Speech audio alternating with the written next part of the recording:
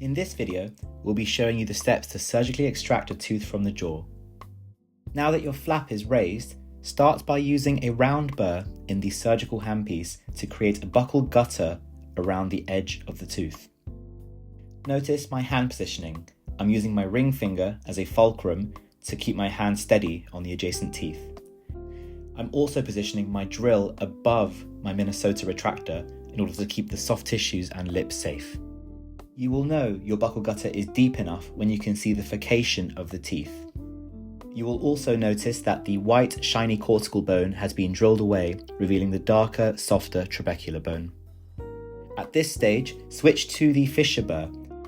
We're going to start by making pilot holes in a vertical fashion along the long axis of the tooth. Aim for 3 to 4 in a vertical line before joining them up. You can use the depth of the cutting edge of your burr compared against the top part of the crown of the tooth to understand how deep you are going. Try to avoid going too deep. Ideally, you want to leave a thin layer of enamel on the lingual aspect of the tooth so that it can crack off easily. You don't want to go any deeper than this, as you risk damaging the lingual plates and the soft tissues which lie just beyond that in the floor of mouth. Once you have made the pilot holes, it's time to join them up. The best way to do this is by using the fissure burr in the same way that you made the pilot holes, which is by pressing it into the tooth. To achieve this, you need to balance the tip of the burr against the septum of tooth that is between two pilot holes which you have drilled. Fissure burrs best cut when pushed into a tooth, as opposed to when being brushed along a surface like a round burr. If you find this too tricky, you could switch to a round burr to drill in a sweeping fashion, but you must pay close attention to how deep into the crown you're drilling in order to avoid perforating on the other side. Here you can see the end result, where there is a thin layer of enamel remaining on the lingual side, showing that I have kept the lingual tissues safe. You can see now that I am performing the same procedure for the next segments of the tooth, effectively splitting one large molar into 3 individual premolars.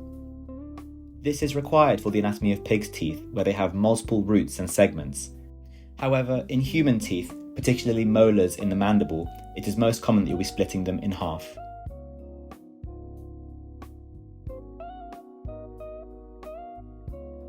Once the sectioning of the crown is completed, it should look like this. Notice the thin lip of enamel present on the lingual aspect. This shows that I have not cut all the way through the tooth. I'm now going to take a Coupland's elevator and use it between the segments of teeth in order to split them apart. Care is taken here to avoid excessive force, as this can cause the crown to fracture off the root. Notice my hand positioning again, where I am keeping the instrument perpendicular to the long axis of the tooth and rotating so that the underside of the instrument pushes and elevates the crown upwards. In this instance, we were unfortunate and the crown still did fracture off the tooth. This is very common as pig's teeth are very fragile, but they are a great simulated experience for you to learn how to surgically remove a complicated tooth. Now we can see the mesial and distal segments of the crown are remaining. We're going to use a luxator to start to gain mobility of the mesial segment of the tooth. Note how I'm applying the luxator to the mesio-buccal aspect of the tooth, with the curved part of the luxator facing towards the crown of the tooth that I'm trying to mobilize. I'm keeping the luxator at a much steeper angle compared to the long axis of the tooth in order to ensure the instrument goes in between the alveolar crestal bone and the tooth root. Note my hand positioning in relation to the luxator. I'm keeping my index finger along the shank of the instrument and the handle of the instrument firmly in my palm. Once we have gained enough mobility of the tooth, we then use forceps to extract it. Notice how I'm holding the forceps with a modified grip. The index finger holds the handle nearest to the palm, whilst the thumb and rest of the fingers control the outer handle. This allows for fine motor control of opening and closing the forceps, which is crucial for ensuring the beaks hug a tooth correctly. The aim is to get the beaks directly on the tooth surface as apically as possible, but without crushing any gingiva, particularly on the lingual aspect. Try and get the beaks as subgingival as you can. Once the forceps are applied, I perform a figure of 8 and rotational movement to extract the tooth. Controlled force in a buccal direction also helps to expand the socket in the path of extraction. If the segment or tooth is single-rooted, Purely rotational movements, as shown, will work well to gain further mobility and extract the tooth.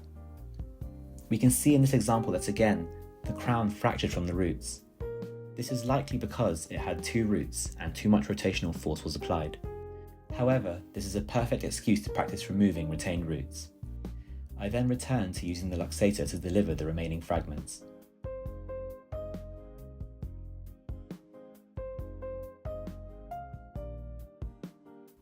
The same procedure is then applied for the distal segment of the crown. This time, I'm placing the luxator on the distobuccal aspect of the tooth, with the curvature of the luxator tip facing mesially to embrace the tooth. In this instance, the crown fractured off again, but I was able to luxate and deliver a distolingual root.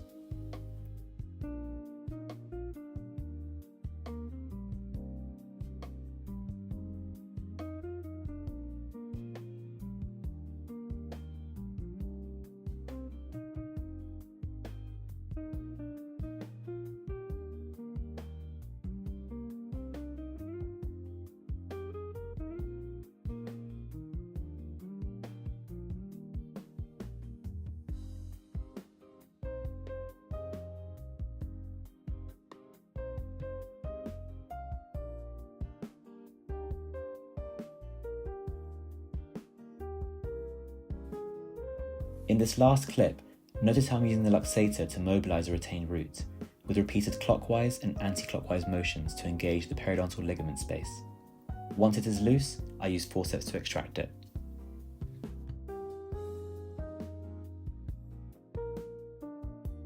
Now you should know the steps required to complete bone removal and tooth sectioning of a surgical extraction.